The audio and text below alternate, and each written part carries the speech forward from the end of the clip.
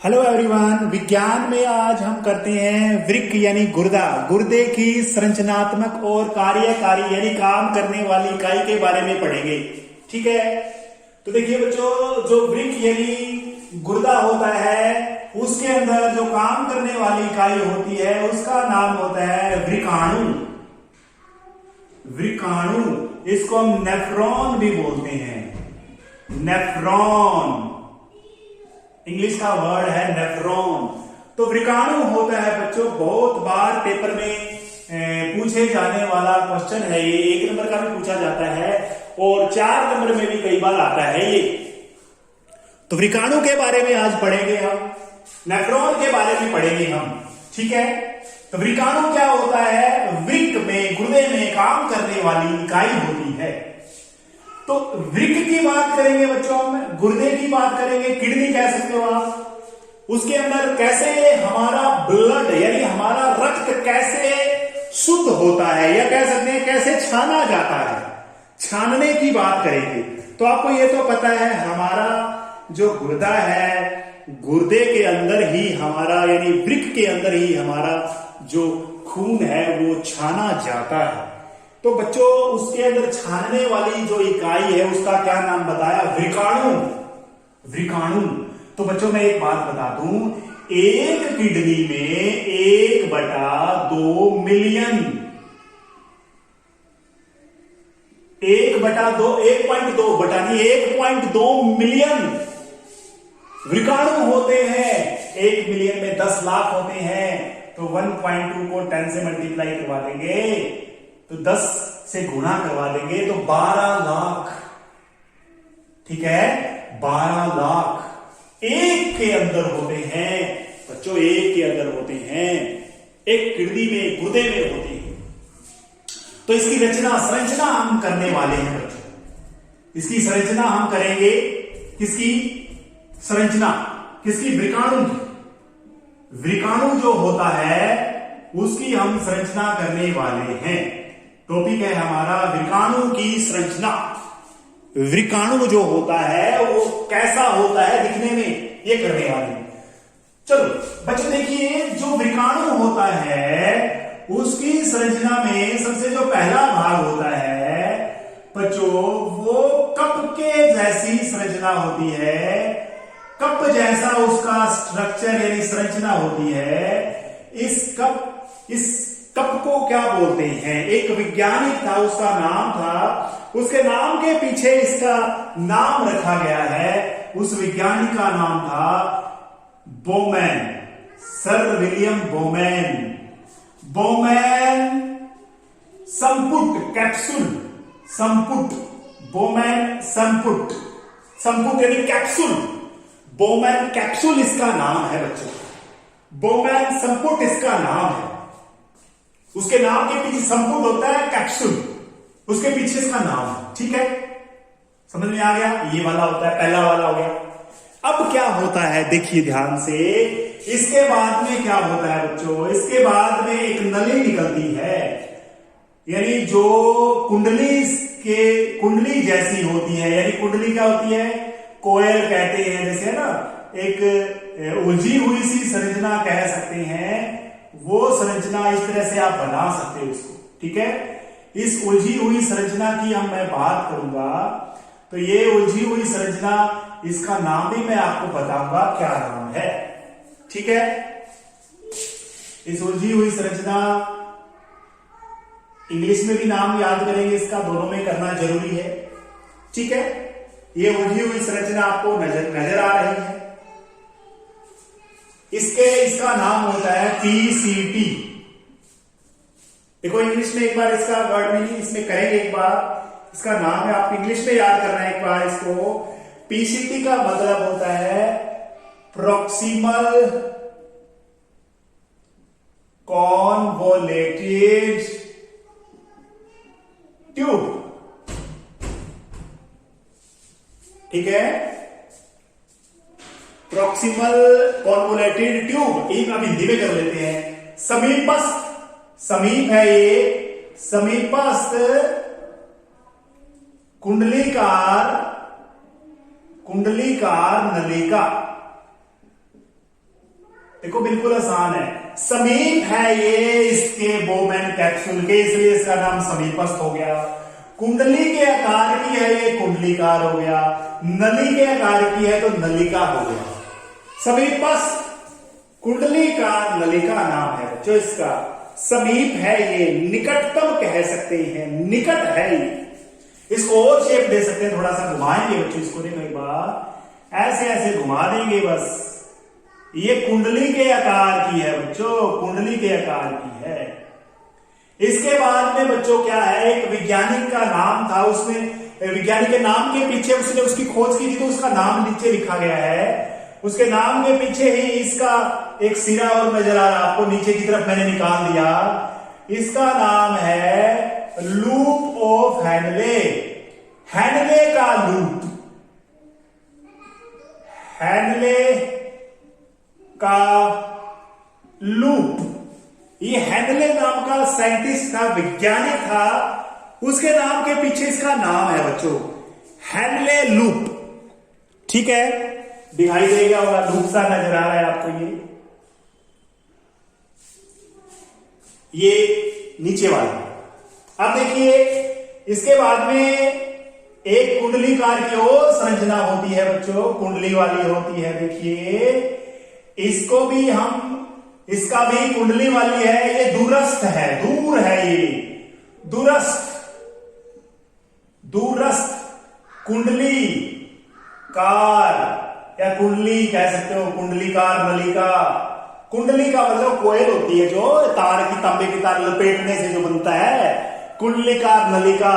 और ये फिर कहां चला जाता है बच्चों, ये फिर इसके बाद में इसका आखिरी सिरा है संग्रह नालिका, संग्राही नालिका। इसमें बहुत सारे जुड़े होते हैं बच्चों, ये जुड़ा हुआ है ना, ऐसे ऐसे बहुत सारे जुड़े होते हैं, बहुत सारे जुड़े होते हैं, ऐसे ऐसे बहुत सारे होते हैं बच्चों, बहुत सारे ऐसे ऐसे विकाणु बहुत सारे जुड़े होते हैं इसमें। ठीक है, ये पहले भी हमने पढ़ा है, इसके बारे में बताऊंगा मैं आपको डिटेल से कि ये कहां कैसे होता है। ठीक है भी, ये इसका सिरा लास्ट वाला जो संग्रह नालिका है, ये कहां जुड़ती है, लास्ट की मैं बात करने वाला हूं। देखिए इससे फिर जो पीछे वीडियो था मैंने उसमें बताया था कि जो हमारे वृक्क होते हैं, हमारे जो गुर्दे होते हैं, ये जो गुर्दे हैं बच्चों, इस गुर्दे में से जो ये नलिका निकलती है, दोनों गुर्दों में से ये जो मूत्रवाहिनी है, मूत्रवाहिनी, ये मूत्रवाहिनी होती है। ये जो संग्राही नालिका है, संग्राही नलिका, इस संग्राही नलिका यहां इसके अंदर जुड़ी होती है ताकि जो इसमें पेशाब है, मूत्र है जो है वो इसके अंदर आ सके। ये जो नलिका है बच्चों, ये इसके अंदर जुड़ी होती है मूत्रवाहिनी में, मूत्रवाहिनी में ये जुड़ी होती है। तो बच्चों काफी सारी इस तरह से होती है, एक दूसरे से अटैच होती है, काफी सारे जुड़े होते हैं, ग्रुप होता है। तो ये सारी की सारी इसमें जुड़ी होती है, किसमें, मूत्रवाहिनी में। ये संग्राही नालिका, ये ब्लड आया, छान दिया उसने, जो भी मूत्र बना उसके अंदर आ गया।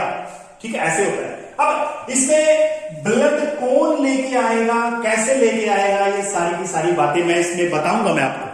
ठीक है, समझ में आ गया। पहले वाला बोमेन संपूर्ण हो गया, ये वाला हो गया समीपस्थ कुंडलीकार नलिका, ये वाला लूप ऑफ हैनले हो गया, ये दूरस्थ नलिका हो गया, ये संग्राही नलिका हो गया। ये चार मेन, इसका एक पार्ट हो गया, 2 part, 3 part, 4 part, 4 part main है। 4 नहीं 5 हो गए क्या, 1 2 3, 1 2 3 4, 4 पार्ट है, वैसे 5वां ये हो गया संग्राही नालिका। ठीक है, अब देखिए बच्चों होता क्या है, हमारे हृदय से रक्त आता है बच्चों, इसके अंदर आता है बोमेन संपुट के अंदर। बोमेन संपुट के अंदर जो केशिकाएं होती हैं, केशिका बच्चों, केशिका, कोशिका नहीं, केशिका। केशिका मतलब कैपिलरी, कैपिलरी यानी मैं बताऊंगा आपको, दोबारा से हिंदी में बता देता हूं आपको। केशिका का मतलब होता है, हमने पढ़ा था धमनी, पढ़ा था हमने, शिरा पढ़ा था। ये थोड़ी आकार में, मोटाई में थोड़ी बड़ी होती है, लेकिन जो केशिका होती है, कोशिका नहीं बच्चों, केशिका, सही है, केशिका यही है। केशिका क्या होती है, बाल के पतली होती है, बाल से भी पतली होती है, वो केशिका होती है जिसमें ब्लड चलता रहता है, हमारा रक्त इधर उधर आधा जाता रहता है, वो केशिका होती है। तो बच्चों ये जो अंदर इसके अंदर दिखाई दे रहा है आपको, ये देखिए इधर ध्यान से, ये जो गुच्छा है वो केशिकाओं का गुच्छा है, इसलिए इसको बोलते हैं केशिका गुच्छ, केशिका गुच्छ, केशिका या केशिका गुच्छ बोलेंगे इसको, केशिका, केशिकाएं बोलेंगे इसको, केशिकाएं, केशिका गुच्छ इसको बोला जाता है। ठीक है, इंग्लिश में इसका नाम है ग्लोमेरुलस, ग्लोमेरुलस, कोई बात नहीं, केशिका गुच्छ याद करो। यहां से ब्लड देखो बच्चों, ये मोटी होती है, यहां से हृदय से ब्लड आता है, रक्त आता है बच्चों, यहाँ पे टकराव करता है, प्रेशर होता है, बहुत ज्यादा दाब होता है, और इसमें छन करके ब्लड यहां पर आ जाता है, सॉरी जो छना हुआ वेस्ट चीजें है यहां आ जाती है बच्चों, और ये वेस्ट चीज है ना, यहां पर ऐसे ऐसे करके, यहां पर ऐसे ऐसे करके ये बाहर निकाल दी जाती है मूत्र वाहिनी के जरिए।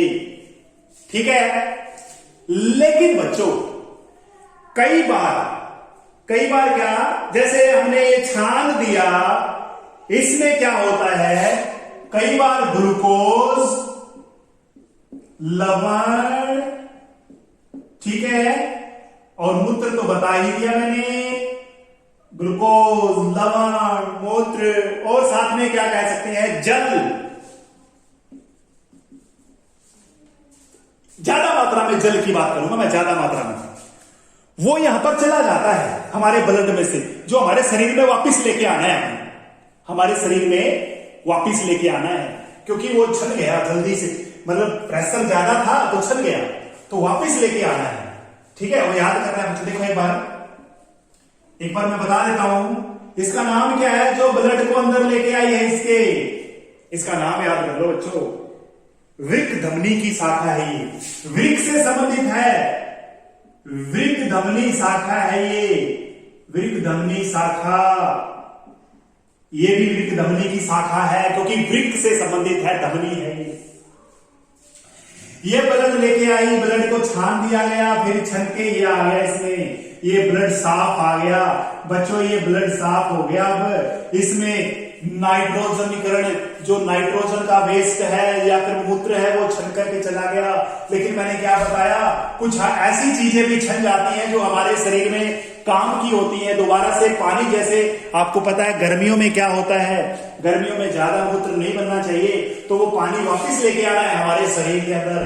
तो बच्चों ध्यान से सुनो, इसमें ये जो यहां पर ये जो इसमें वापस हमारे शरीर में यूज होना है ना ब्लड, यहां की बात मैं करने वाला हूं, इसको मैं निकाल रहा हूं, इसको लपेट रहा हूं, हर जगह ये लपेट दी भाई, लपेट दिया इसको ऐसे ऐसे करके। इसका मतलब क्या है, ये वापिस हमारे शरीर में इसको अवशोषित कर लेगी बच्चों, वापिस शरीर में अवशोषित करने वाली है ये क्या करेगी, ये मैंने इसको बाहर से लगा दिया, ये शरीर में जो इसमें ग्लूकोज चला गया, इसको वापिस इसमें अपने अंदर ले लेगी और वापिस शरीर में पहुंचा देगी, वापिस आ जाएगा हमारे शरीर में, ये हमारे बॉडी के द्वारा दोबारा से इसको यूज कर लिया जाएगा। एक्स्ट्रा जो ग्लूकोज चला गया है, ज्यादा मात्रा में लवण भी चला गया है, वो भी इसमें वापिस आ जाएगा, ये इसको अब्जॉर्ब कर लेगी, सोख लेगी। ठीक है, तो इस तरह से ये हम कर सकते हैं। अब इन दोनों का नाम है, ये भी वृक्क धमनी है, ये भी वृक्क धमनी है। ठीक है, तो बच्चों बिल्कुल आसान है, ये तुम कर सकते हो, आपके बुक में भी डायग्राम दिया हुआ है, वर्किंग मैंने समझा दिया आपको। हृदय से ब्लड आता है, ये थोड़ी मोटी होती है, प्रेशर ज्यादा होने के लिए थोड़ी मोटी होती है बच्चों। यहां से फुल प्रेशर से हमारा रक्त आता है, यहाँ पे छन जाता है, आवश्यक मात्रा में ग्लूकोज वगैरह दोबारा से शरीर के अंदर क्या है, वो ये रक्त वाहिकाएं हैं, रक्त की वाहिकाएं हैं, इनके द्वारा शरीर में दोबारा से पुनः अवशोषित कर लिया जाता है। इसके अंदर से भी कर लेते हैं, इसके अंदर से भी, कहीं से भी कर सकते हैं। हमारे लगभग मैं बता दूं, जो पहला सिरा होता है लगभग 2/3 हिस्सा जो काम का है वो दोबारा से ले लिया जाता है इसके अंदर। 2/3 हिस्सा, बाकी एक हिस्सा हो जाएगा वो बाकी यहां से दोबारा से इसके अंदर आ जाता है। तो यानी इस तरह से हमारे शरीर में ये विषाणु है जो हम अच्छे से इसमें कर चुके हैं, और इसको आपने नोट करना है जो मैंने आपको बताया है, डायग्राम को नोट करना है, इसके पार्ट्स को नोट करना है।